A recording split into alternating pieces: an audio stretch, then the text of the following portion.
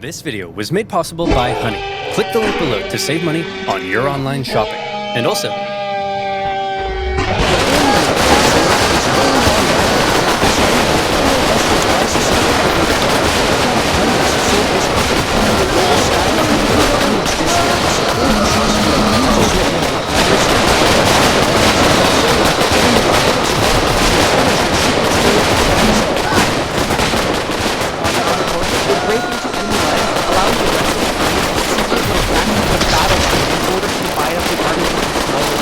men in most medieval wars from these two were arranged in the most natural formation, also known as the line. The larger the battle is, the more important it was to keep the line together. Shock troops, which were knights with lances, swords, and shields, were intended to break enemy ranks and shatter them. And that is why the battle formation we mentioned earlier were used. Towards tight and over line was the number one determinant of whether or not you would lose the war. And believe it or not, evidence shows that the war often suffered very little.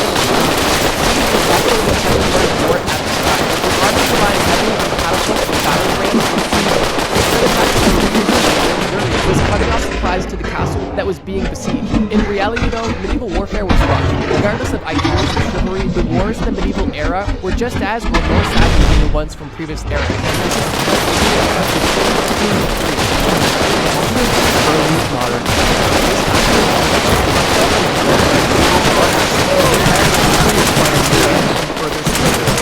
Wars were fought for emerging dynasties and nations, as well as the desire for economic trading zones. The Mexican War of the Spanish Succession comprised of such plots. In this age, there were many skirmishes between Catholic and Protestant. Additionally, one big war from this period was the 30 Years' War, from 1618 to 1648. The 30-Year War was one of the most catastrophic wars in European history. What started as a religious conflict between Protestant and Catholic states within the Holy Roman Empire was soon enlarged into a border dispute involving some of the greatest powers in the world. This war brought widespread famine, disease, and depopulation, especially in the Philippines. In 1648, the war finally ended with a treaty known as the Peace of Westphalia. What was war like in the early modern era? Well, the introduction and wide usage of gunpowder weapons pretty much defined war in the early modern era. Muskets, cannons, and other firearms changed combat and rendered most medieval techniques, such as cavalry charges, and battles were characterized by fast formation, strategy, firing a bunch of shots while the weapon protected them from enemy cavalry. So basically, it was sponsored. Heavy artillery like cannons were mainly used in sieges because they could easily break through fortified city walls. Siegers were frequent, as many armies sought to take cities and fortresses of the most strategic importance, sometimes leading to long, exhausting standoffs. Like I mentioned, this time period saw the development of gunpowder weapons. The musket replaced both swords and bows as the primary infantry weapon.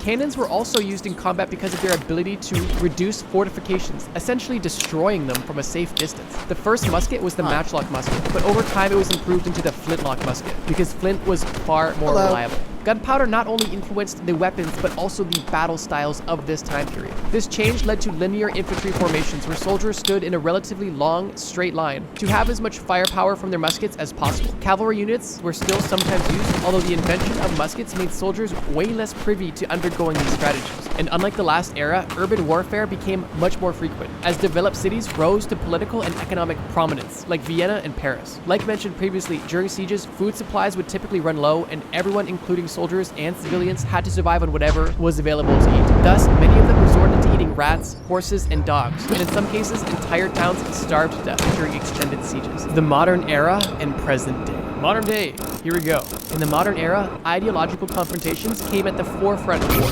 especially during the Cold War, where the clash between capitalism and communism led to numerous proxy wars worldwide. New reasons for war and conflict included oil and other energy commodities and the drive for industrial power.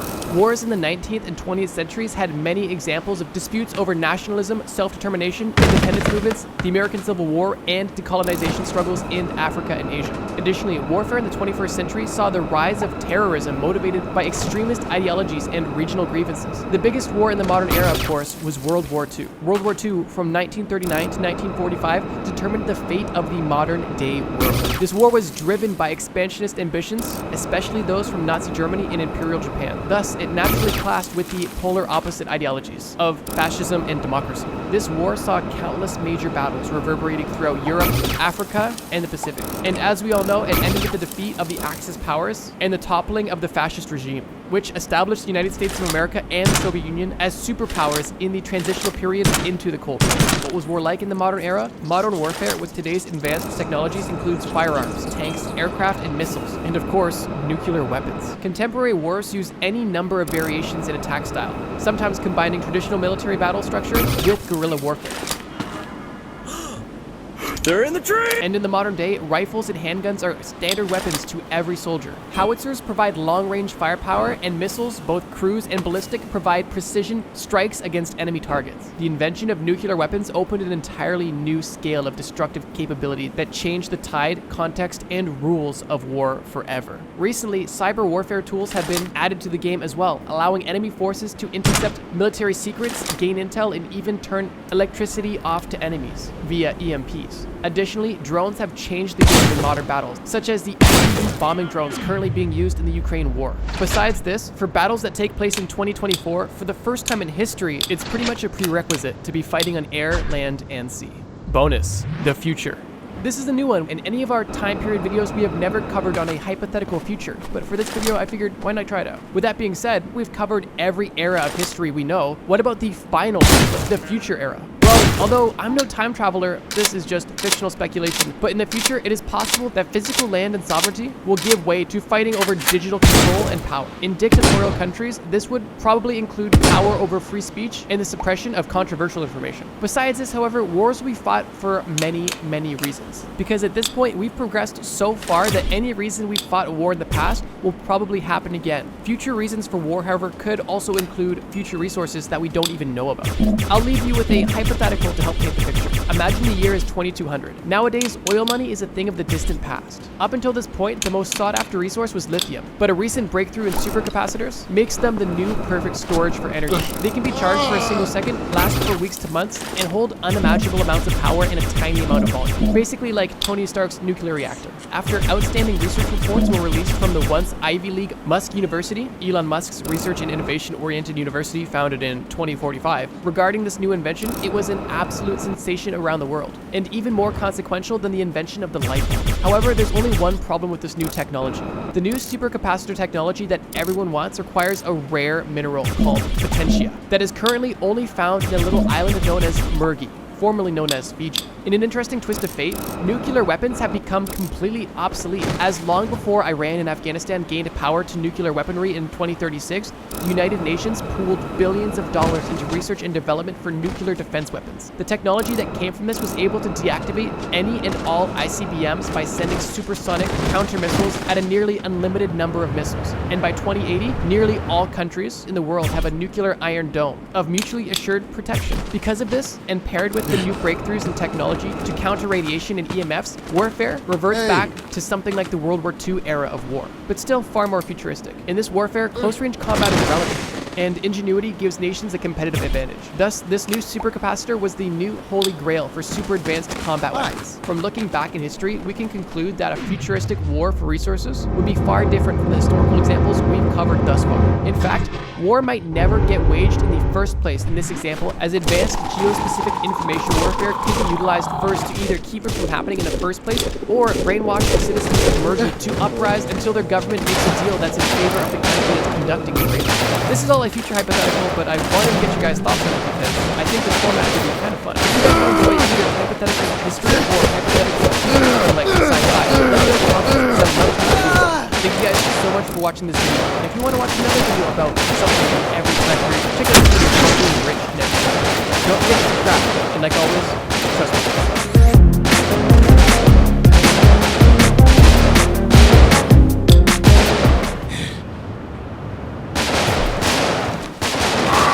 To 70% off store-wide and online at Michael's. Get incredible savings during our mega clearance event. Save big on Christmas and shop great deals on creative supplies when you stock up at our end-of-year clearance. Don't wait. Get it before it's gone.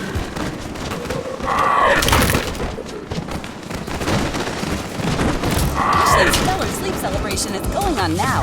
Spend now and pay later with 0% interest for 60 months in-store only. And receive a $300 gift with purchase. Do you ever throw hogtied civilians on a train tracks in Red Dead Redemption and find yourself thinking, haha, I love the Wild West? Well, you're stupid. Firstly, because Red Dead Redemption takes place over a decade after the Wild West, silly goose. And secondly, because life in the American frontier was far from the bank robbing, gun flourishing, root tootin' wonderland we've all come to know and love in today's pop culture. But what if you just so happen to be best friends with an 80-year-old theoretical physicist who got stranded in 1885 and needs you to take his EPA-violating time machine built out of a stupidly overhyped car to rescue him from your high school bully's great-grandfather? Don't you worry, kiddo. Seeing as how this situation is all too likely, I decided to put together a little guide for all you McCree wannabes to show you exactly how to survive the Wild West.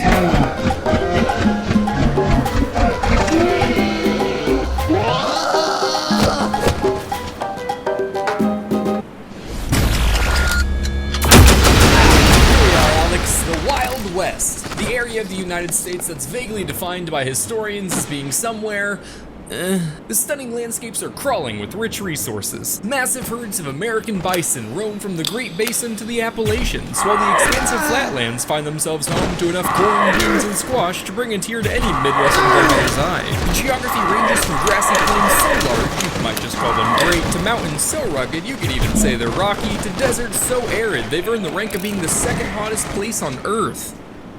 Second only to Markiplier's OnlyFans. And, of course, to accompany all these diverse ecosystems and resources are an equal number of diverse American Indian cultures that live off them. Oh my gosh, this is beautiful. You're right, this is not how I pictured the Wild West at all.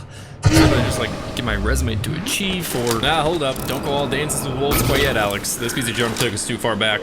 Just gotta calibrate this flux bullshitator. Okay, good to go. Hop in. That's more like it. Welcome to the Wild West. Despite its long-standing history, the archetypal Wild West period refers to only a small stretch of time between the end of the Civil War to the 1890 census, or the early 1900s, depending on which smart people institution you ask. But now we're standing on brand spanking new American territory, baby. Which was taken from Mexico and France. Who took it from Spain? Who partially took it from France? Who took it from the natives we just met, but still pretty new. Go on, taking a deep breath of freedom. What happened to them? You happened, Alex. Me, but I just got here. You sure did, and in record time too, thanks to your shiny new railroad system. A life-altering technological leap forward in rural transit, perfect for manifesting destinies and kick-starting decibels. But what about all the bison? Alex, surely we can't have all those 2,000-pound bison waltzing around on train tracks. Think about how dangerous that would be. To our skeptics, talk down and open things up a bit, but only after we graciously borrowed their trails for railroad paths. Thanks, bison. What? 60 million? They killed that many just to avoid some train damage or delays? Yeah, well, that and the full state of Americans. Turns out pretty easy to do when you decimate their primary source of food and a major sacred symbol for many tribes. For perspective, think the devastation that befalls America today when Starbucks stopped selling our current sacred symbol, the pumpkin spice latte, but multiply it by a couple thousand. Hey, Tahoma, I feel like we got off on the wrong foot, so I wanted to lighten things up a bit with a little joke that I came up with, seeing as how you people love those buffaloes so much. What did the buffalo say to his son? Is it my son? No, he didn't say anything. Because he doesn't have a son. Because he's dead. I killed him. I killed all the bison.